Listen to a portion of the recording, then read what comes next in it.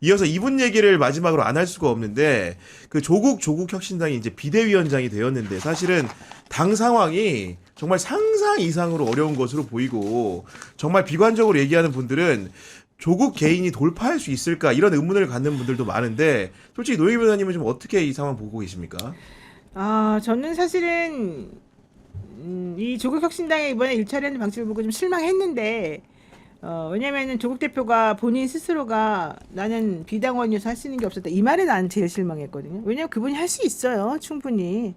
근데 그분이 이제 나오고 난 다음에 보인 태도가 그랬고 그 이후에 일처리 방식이 다 좀 이상했어요. 그런데 그럼에도 불구하고 이제 다시 비대위원장 되면서 내가 전격적으로 당신이 원하는 게 무엇인지 혹은 내가 어떻게 잘못 처리했는지 우리 당이 어떻게 나가야 될지를 알겠다. 내가 다시 만나서 이제 그동안에 있었던 일을 다 정리하고 이거를 좀 해결하고 싶다. 이런 태도 취하는 건 되게 좋다고 전향적으로 생각해요. 했어요, 이번에는. 네. 그래서 그건 매우 좋다고 생각을 하고 또 이 지도부 전원 사태라든가 이렇게 해가지고 뭔가 좀 보여주는 거는 저는 이제부터는 좀 우리가 기대할 바가 있다고 생각해요. 그래서 이제 앞으로는 좀 정리를 하실 것 같아요. 근데 이번이 사실은 이 조국 비대위원장에게는 좀 쓴 약이 되었을 것이다. 그동안에는 사실 그런 식의 문제를 해결해 보거나 이런 건 아니었잖아요. 경험이 없었죠. 네. 그러니까 개인적으로 당하는 것 때문에 사람들이 전부 다 당신 너무 힘들었겠어요. 당신 응원해 이런 말을 많이 했지만 이제 본인이 책임이라고 하는 걸 가지고서 정말 그 자리에 맞는 행동을 할 수 있는 절호의 찬스가 이번이었거든요.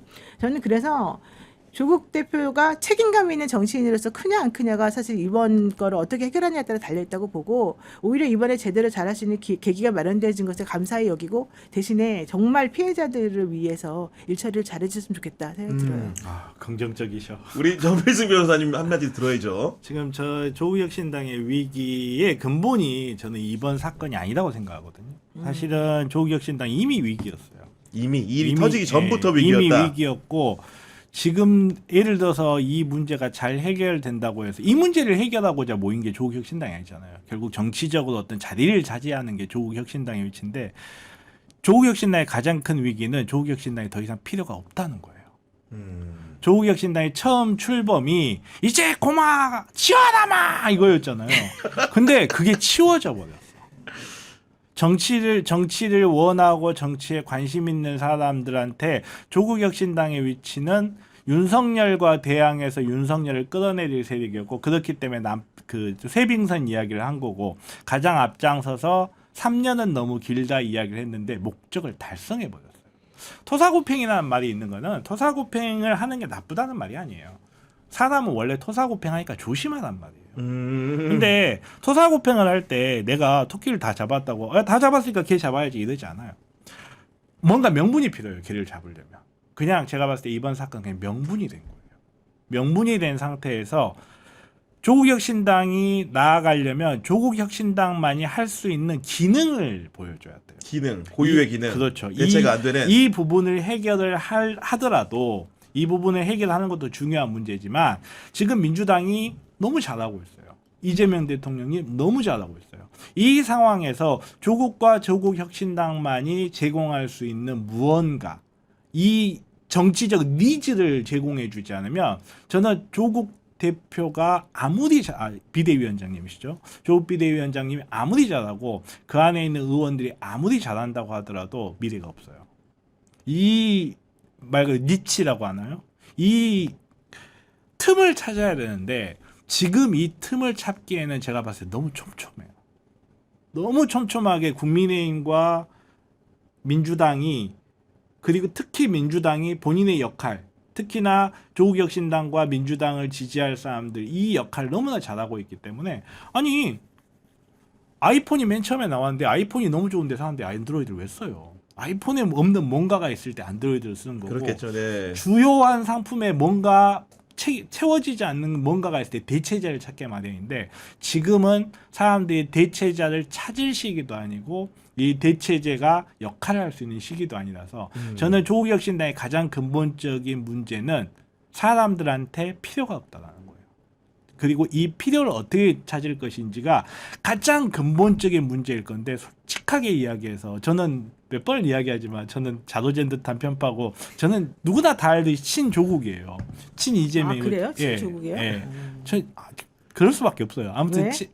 그건 나중에 이야기.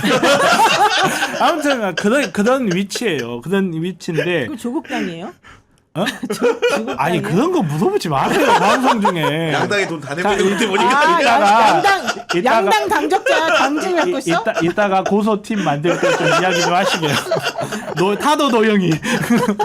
트럼프랑 같이 넣죠 그냥 보니까. 아무튼간에 그래 나서 저는 솔직히 굉장히 지금 상황에서는 굉장히 비관적일 수밖에 없다.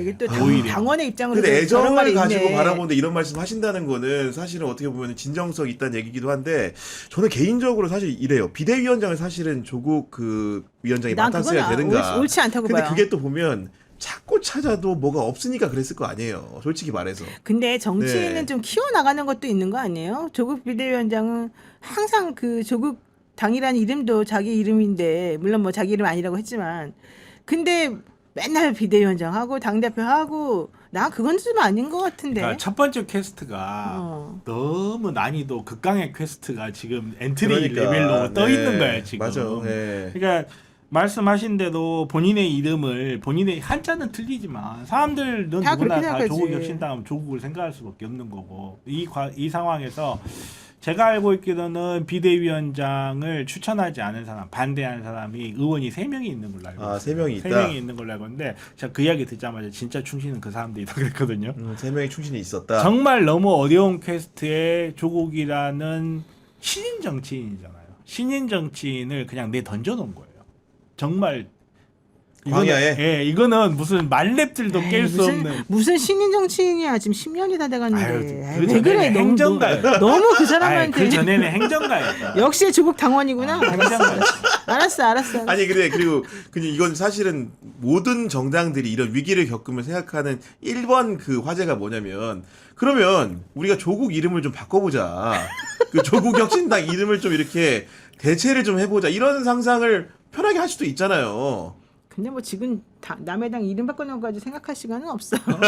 그 상상을 거꾸로 하는 사람도 있는 것 같아요. 이름을 바꾸는 게 아니라 조국을 바꾸자라고 생각하는 조국을 사람도 바꾸자. 있다고 봐요. 저는 조국 어떻게 바꿔요? 조국 혁신당에 지금 현재 정치적으로 봤을 때 가장 부담이 되는 사람은 저는 조국이라고 생각해요. 조국 혁신당의 가장 어려운 대상이에요. 왜냐하면 제가 이렇게 비관적으로 평가할 때 그 안에서 지금 정치를 하려는 사람들 똑같이 비관적으로 평가를 할 거예요. 당연히 지금 그렇겠죠. 상태에서 니치가 과연 내년이 있는가. 선거인데. 네. 내년이 지방선거 있고 곧 있으면 총선이고 다음번에 내가 의원 자리를 유지하거나 내가 이 당에서 지방선거 공천을 받을 수 있을까라고 생각했을 때 아주 그냥 단순한 인간의 입장에서 봤을 때 조국혁신당이 민주당과 합당을 하는 게 좋을 거예요. 근데 조국혁신당이 합당할 때 가장 큰 갈림길은 조국이에요.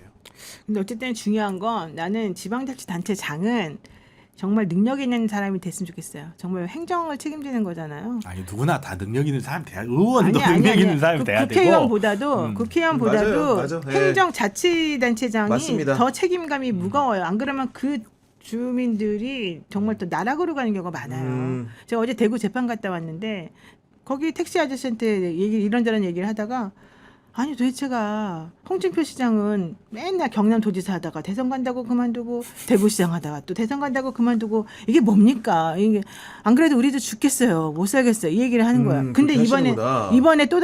이번에 또다시 뭐 전환길이 하네, 이진숙이 하네 이렇게 해봐요. 그 사람들이 무슨 행정적인 능력을 보여준 적이 있다고 그런 말을 해요. 옳지 않잖아요. 그러니까 사실 네. 조국혁신당의 유일한 니치가 저기예요.